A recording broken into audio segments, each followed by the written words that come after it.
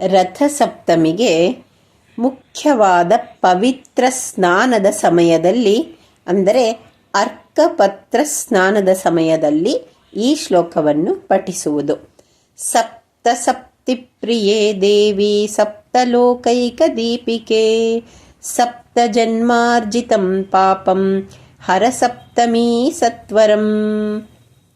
7 ಕುದುರೆಗಳನ್ನು ಹೊತ್ತವನಿಗೆ ಪ್ರಿಯಳಾದ 7 ಲೋಕಗಳ ಬೆಳಕಾದ ಓ ದೇವಿ, ನನ್ನ 7 ಜನ್ಮಗಳ ಪಾಪಗಳನ್ನು ಬೇಗನೆ ನಾಶ ಮಾಡು.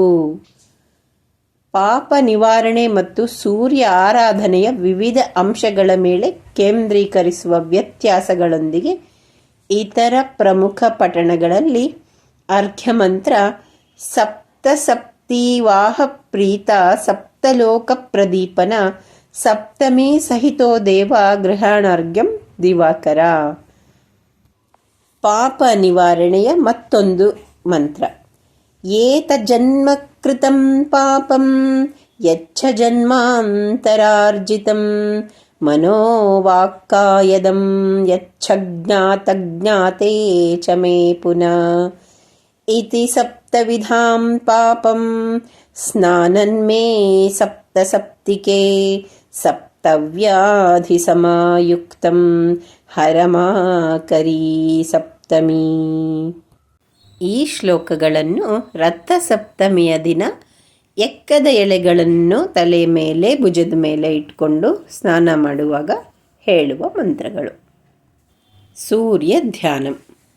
ಧ್ಯೇಯಃ ಸದಾ ಸವಿತೃಮಂಡಲ ಮಧ್ಯವರ್ತಿ ನಾರಾಯಣಃ ಸರಸಿಜಾಸನ ಸನ್ನಿವಿಷ್ಟ ಕೇಯೂರವಾನ್ ಮಕರಕುಂಡಲವಾನ್ ಕಿರೀಟಿ ಹಾರೀ ಹಿರಣ್ಮಯವಪುಃ ಧೃತಶಂಖಚಕ್ರಃ ಅರುಣೋರುಣಪಂಕಜೇ ನಿಷಣ್ಣ ಕಮಲೇ ಭೀತಿವರೌ ಕರೈರ್ದಧಾನ ಸ್ವರುಚಾಹಿತಮಂಡಲಸ್ತ್ರಿನೇತ್ರೋ ರವಿರಾಕಲ್ಪಶತಾಕುಲೋವತಾನ್ನಃ ಪದ್ಮಾಸನ ಪದ್ಮಕರ ಪದ್ಮಗರ್ಭ ಸಮುದ್ಯುತಿ ಸಪ್ತಾಶ್ವ ಸಪ್ತರಜ್ಜುಶ್ಚ ದ್ವಿಭುಜಃ ಸ್ಯಾತ್ ಸದಾ ರವಿಃ.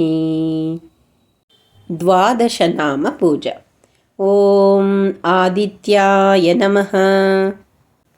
ಓಂ ದಿವಾಕರಾಯ ನಮಃ. ಓಂ ಭಾಸ್ಕರಾಯ ನಮಃ. ಓಂ ಪ್ರಭಾಕರಾಯ ನಮಃ. ಓಂ ಸಹಸ್ರಾಂಶವೇ ನಮಃ.